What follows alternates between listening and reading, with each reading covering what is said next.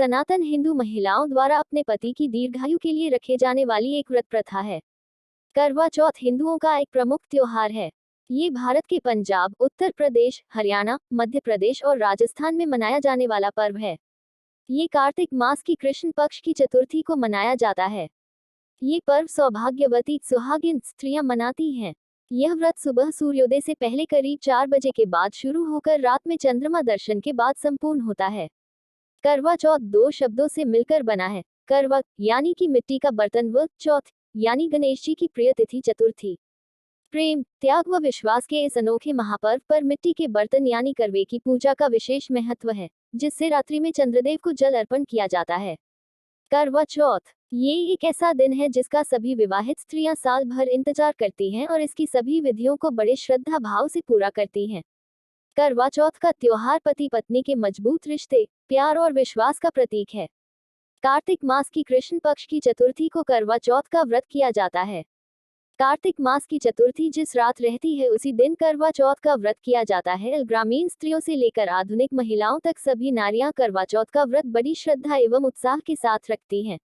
शास्त्रों के अनुसार यह व्रत कार्तिक मास के कृष्ण पक्ष की चंद्रोदय व्यापिनी चतुर्थी के दिन करना चाहिए। पति की दीर्घायु एवं अखंड सौभाग्य की प्राप्ति के लिए इस दिन भालचंद्र गणेश जी की अर्चना की जाती है। करवा चौथ में भी संकष्टी गणेश चतुर्थी की तरह दिन भर उपवास रखकर रात में चंद्रमा को अर्घ्य देने के उपरांत ही भोजन करने का विधान है। वर्तमान समय में करवा चौथ व्रतोत्सव ज्यादातर महिलाएं अपने परिवार में प्रचलित प्रथा के अनुसार ही मनाती हैं, लेकिन अधिकतर स्त्रियां निराहार रहकर चंद्रोदय की प्रतीक्षा करती हैं। कार्तिक कृष्ण पक्ष की चतुर्थी को करवा चतुर्थी करवा चौथ व्रत करने का विधान है। इस व्रत की विशेषता यह है कि केवल सौभाग्यवती स्त्रियों को ही यह व्रत करने का अधिकार है। स्त्री किसी भी आयु, जाति, वर्ण, संप्रदाय की हो, सबको इस व्रत को करने का अधिकार है। जो सौभाग्यवती सुहागिन स्त्रियां अपने पति की आयु, स्वास्थ्य व सौभाग्य की कामना करती हैं वे यह व्रत रखती हैं। यह व्रत 12 वर्ष तक अथवा 16 वर्ष तक लगातार हर वर्ष किया जाता है। अवधि पूरी होने के पश्चात इस व्रत का उद्यापन उपसंहार किया जाता है। जो सुहागिन स्त्रियां आजीवन रखना चाहें वे जीवन भर इस व्रत को कर सकती हैं। इस व्रत के समान सौभाग्यदायक व्रत अन्य कोई दूसरा नहीं है। अतः सुहागिन स्त्रियां अपने सुहाग की रक्षार्थ इस व्रत का सतत पालन करें। भारत देश में वैसे तो चौथ माता जी के कई मंदिर स्थित है, लेकिन सबसे प्राचीन एवं सबसे अधिक ख्याति प्राप्त मंदिर राजस्थान राज्य के सवाई माधोपुर जिले के चौथ का बरवाड़ा गांव में स्थित है। चौथ माता के नाम पर इस गांव का नाम बरवाड़ा से चौथ का बरवाड़ा पड़ गया। चौथ माता मंदिर की स्थापना महाराजा भीम सिंह चौहान ने की थी। व्रत की विधि, कार्तिक कृष्ण पक्ष की चंद्रोदय व्यापिनी चतुर्थी अर्थात उस चतुर्थी की रात्रि को जिसमें चंद्रमा दिखाई देने वाला है, उस दिन प्रातः स्नान करके अपने सुहाग पति की आयु, आरोग्य, सौभाग्य का संकल्प लेकर दिन भर निराहार रहें। जानिए कैसे हुई इसकी शुरुआत, कैसे करें पूजन और व्रत की पूरी विधि। करवा चौथ व्रत के नियम। महिलाएं सुबह सूर्योदय के बाद पूरे दिन भूखी प्यासी रहती हैं। दिन में शिव, पार्वती और कार्तिक की पूजा की जाती है। शाम को देवी की पूजा होती है, जिसमें पति की लंबी उम्र की कामना की जाती है। चंद्रमा दिखने पर महिलाएं छलनी से पति और चंद्रमा की छवि देखती हैं। पति इसके बाद पत्नी को पानी पिलाकर व्रत तुड़वाते हैं। इस व्रत में कहीं सरगी खाने का रिवाज है तो कहीं नहीं है, इसलिए अपने परंपरा के अनुसार ही व्रत रखना चाहिए। सरगी व्रत के शुरू में सुबह दी जाती है। एक तरह से यह आपको व्रत के लिए दिन भर ऊर्जा देती है। 2. इस व्रत में महिलाओं को पूरा श्रृंगार करना चाहिए। इस व्रत में महिलाएं मेहंदी से लेकर 16 श्रृंगार करने चाहिए। 3. चंद्रमा के आने तक रखा जाता है व्रत। इस व्रत को चंद्रमा के आने तक रखते हैं। उसके बाद व्रत को पति के हाथ से पानी पीकर व्रत खोला जाता है, लेकिन इसके पहले निर्जला व्रत रखा जाता है। हर जगह अपने अपने रिवाजों के अनुसार व्रत रखा जाता है। 4. करवों से पूजा। इस व्रत में मिट्टी के करवे लिए जाते हैं और उनसे पूजा की जाती है। इसके अलावा करवा चौथ माता की कथा सुनना भी बहुत जरूरी है। 5. पूजा के बाद चंद्रमा को छलनी से ही देखा जाता है और उसके बाद पति को भी उसी छलनी से देखते हैं। पूजन। उस दिन भगवान शिव, पार्वती, स्वामी कार्तिकेय, गणेश एवं चंद्रमा का पूजन करें। पूजन करने के लिए बालू अथवा सफेद मिट्टी की वेदी बनाकर उपरोक्त वर्णित सभी देवों को स्थापित करें। नैवेद्य। शुद्ध घी में आटे को सेंककर उसमें शक्कर अथवा खांड मिलाकर मोदक लड्डू नैवेद्य हेतु बनाएं। करवा। काली मिट्टी में शक्कर की चाशनी मिलाकर उस मिट्टी से तैयार किए गए मिट्टी के करवे अथवा तांबे के बने हुए करवे। संख्या 10 अथवा 13 करवे अपनी सामर्थ्य अनुसार रखें। कार्तिक कृष्ण पक्ष की चतुर्थी को करवा चतुर्थी करवा चौथ व्रत करने का विधान है। इस व्रत की विशेषता यह है कि केवल सौभाग्यवती स्त्रियों को ही यह व्रत करने का अधिकार है। स्त्री किसी भी आयु, जाति, वर्ण, संप्रदाय की हो, सबको इस व्रत को करने का अधिकार है।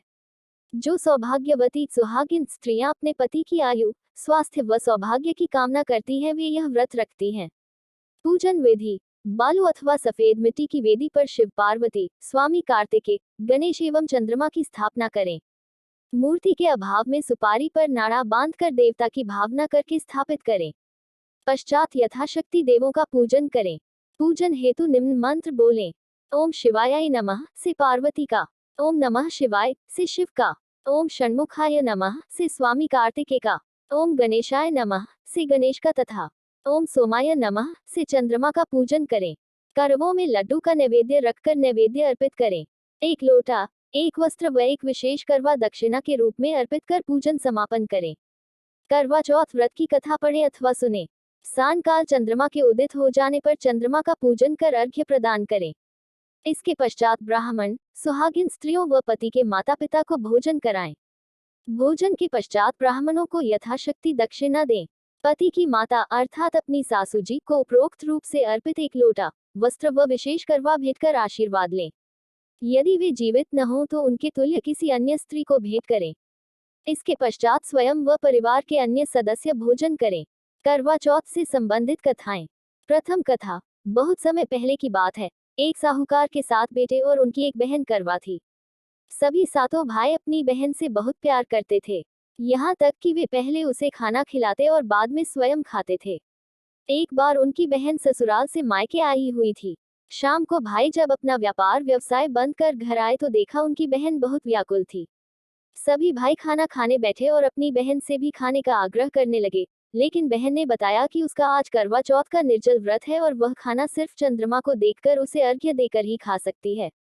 चूंकि चंद्रमा अभी तक नहीं निकला है, इसलिए वह भूख प्यास से व्याकुल हो उठी है। सबसे छोटे भाई को अपनी बहन की हालत देखी नहीं जाती और वह दूर पीपल के पेड़ पर एक दीपक जलाकर चलनी की ओट में रख देता है। दूर से देखने पर वह ऐसा प्रतीत होता है कि जैसे चतुर्थी का चांद उदित हो रहा हो। इसके बाद भाई अपनी बहन को बताता है कि चांद निकल आया है, तुम उसे अर्घ्य देने के बाद भोजन कर सकती हो। बहन खुशी के मारे सीढ़ियों पर चढ़कर चांद को देखती है, उसे अर्घ्य देकर खाना खाने बैठ जाती है। वह पहला टुकड़ा मुंह में डालती है तो उसे छींक आ जाती है। दूसरा टुकड़ा डालती है तो उसमें बाल निकल आता है और जैसे ही तीसरा टुकड़ा मुंह में डालने की कोशिश करती है तो उसके पति की मृत्यु का समाचार उसे मिलता है।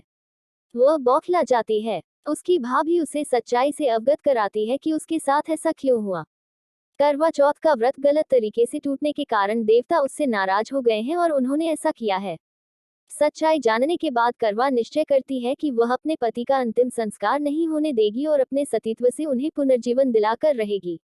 वह पूरे 1 साल तक अपने पति के शव के पास बैठी रहती है, उसकी देखभाल करती है। उसके ऊपर उगने वाली सुईनुमा घास को वह एकत्रित करती जाती है। 1 साल बाद फिर करवा चौथ का दिन आता है। उसकी सभी भाभियां करवा चौथ का व्रत रखती हैं। जब भाभियां उससे आशीर्वाद लेने आती हैं तो वह प्रत्येक भाभी से यम सुई ले लो, पेय सुई दे दो, मुझे भी अपनी जैसी सुहागिन बना दो, ऐसा आग्रह करती है। लेकिन हर बार भाभी उसे अगली भाभी से आग्रह करने का कह चली जाती है। इस प्रकार जब छठे नंबर की भाभी आती है तो करवा उससे भी यही बात दोहराती है। ये भाभी उसे बताती है कि चूंकि सबसे छोटे भाई की वजह से उसका व्रत टूटा था, अतः उसकी पत्नी में ही शक्ति है कि वह तुम्हारे पति को दोबारा जीवित कर सकती है, इसलिए जब वह आए तो तुम उसे पकड़ लेना और जब तक वह तुम्हारे पति को जिंदा न कर दे, उसे नहीं छोड़ना। ऐसा कह के वह चली जाती है। सबसे अंत में छोटी भाभी आती है। करवा उनसे भी सुहागिन बनने का आग्रह करती है, लेकिन वह टालमटोली करने लगती है। इसे देख करवा उन्हें जोर से पकड़ लेती है और अपने सुहाग को जिंदा करने के लिए कहती है। भाभी उससे छुड़ाने के लिए नोचती है, खसोटती है, लेकिन करवा नहीं छोड़ती है। अंत में उसकी तपस्या को देख भाभी पसीज जाती है और अपनी छोटी अंगुली को चीरकर उसमें से अमृत उसके पति के मुंह में डाल देती है। करवा का पति तुरंत श्री गणेश कहता हुआ उठ बैठता है। इस प्रकार प्रभु कृपा से उसकी छोटी भाभी के माध्यम से करवा को अपना सुहाग वापस मिल जाता है।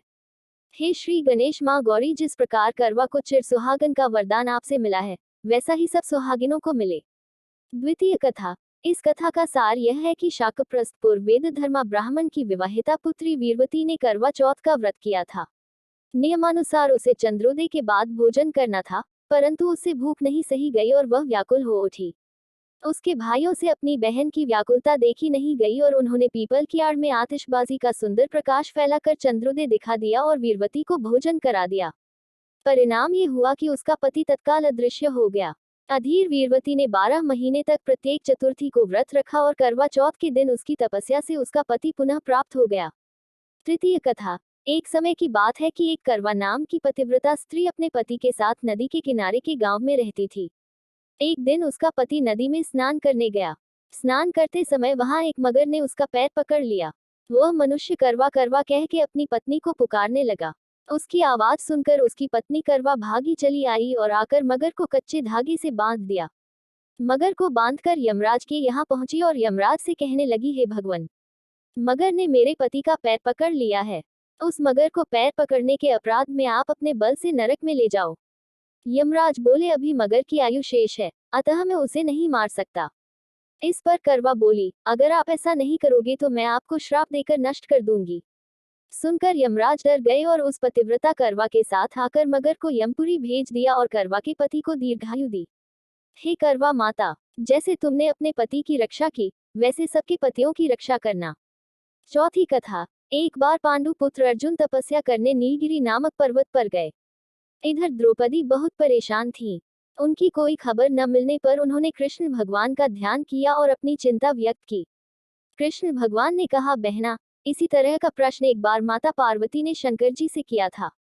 पूजन कर चंद्रमा को अर्घ्य देकर फिर भोजन ग्रहण किया जाता है।